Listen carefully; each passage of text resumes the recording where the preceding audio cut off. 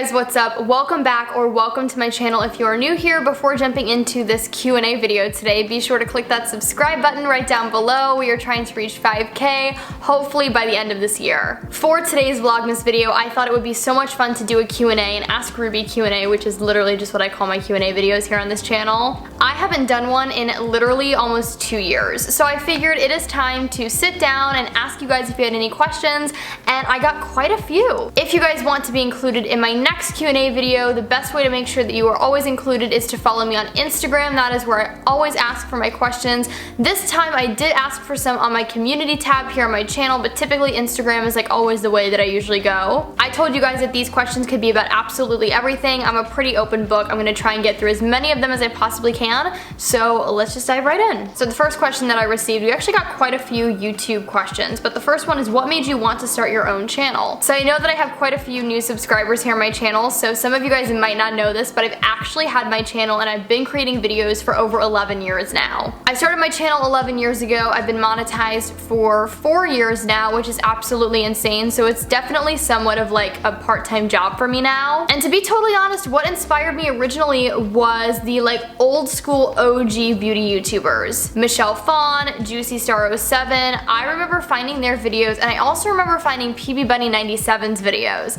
and I was just so, I don't know, like enamored with these people and how they were talking about beauty and makeup. And at the time, you know, I was so young, I really didn't know that much about makeup, but for whatever reason I thought, okay, I'm gonna start a beauty channel too. I'm a very creative person. I'm always somebody looking for more creative outlets and more projects to start, so the idea of having a channel where I literally controlled everything on it was really enticing to me, and I just fell completely in love. Never in my life did I think that I would be making videos for 11 years, but here I am, and I still love it as much as I did the first day I made my first video. As I've grown and gotten older, obviously my channel has definitely grown as well content-wise. Now I definitely consider myself more in the lifestyle niche, but I still have that same love for beauty that I did when I first started my channel. At the time of me starting my channel, making money off of YouTube was not a thing, so that was never my intention. The fact that I make any money from this now is honestly like such a pinch me thing. Do you have anyone you want to collaborate with on YouTube? If so, who? I definitely have quite a few people who I would just love to collaborate with. If we're talking about somebody in a similar niche as me, honestly the top on my list is Michelle Reed. I absolutely love her videos. I love her channel. I think she has such a beautiful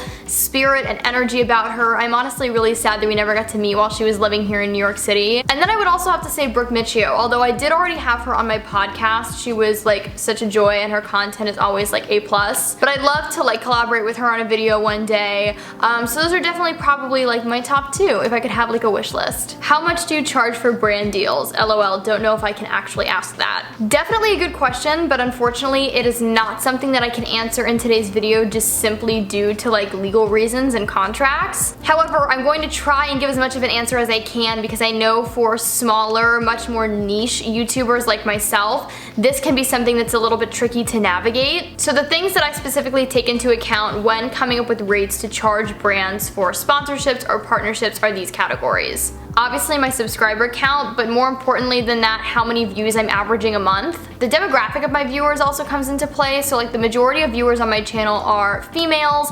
They are between the ages of, I think it's 18 to 25, and the majority of my viewers live in the United States, so that's always something to include when you are giving your like quotes to brands. I also do have a few friends here on YouTube who have a similar subscriber count and view count to me, and they're also in the same kind of like lifestyle category. And so based off of like what I charge and what my fellow like colleagues and peers charge, the average I would say for a brand deal for a smaller, you know, lifestyle YouTuber is anywhere from $500 to $2,000. It can really vary depending on what the brand is specifically asking for. How much do you pay in rent? I feel like living in NYC is so expensive. We are really getting deep here, people. I'm totally just kidding. I'm very open about all of this stuff, especially like my personal finances. So while it's true that New York City can be one of the more expensive places to live, I have found a way to really live here on a very reasonable budget. Me and my boyfriend Kevin's current apartment is super reasonable, and the place we're moving into is pretty much the exact same price, and we're actually getting even more space and even more amenities where we're moving into. Part of that is definitely due to the fact that the pandemic has driven a lot of people out of New York City, City. So for those who have stayed, we've actually gotten really great rental rates because, you know, so many people are moving and landlords are kind of desperate. But it's also because me and Kevin always look to move in the winter time, which is when rates are going to be the lowest that they are in New York City. So I guess I'll answer this for the place that me and Kevin are currently moving into. So our total rent for our brand new apartment is $2,500, but we obviously split it. So I only paid $1,250 in rent every single month, which for the building we're moving into, the space we have and all of the amenities, I think is a fantastic deal. Obviously in New York City, you're not just paying for the space, you're paying for the location. We live in a very convenient part of Manhattan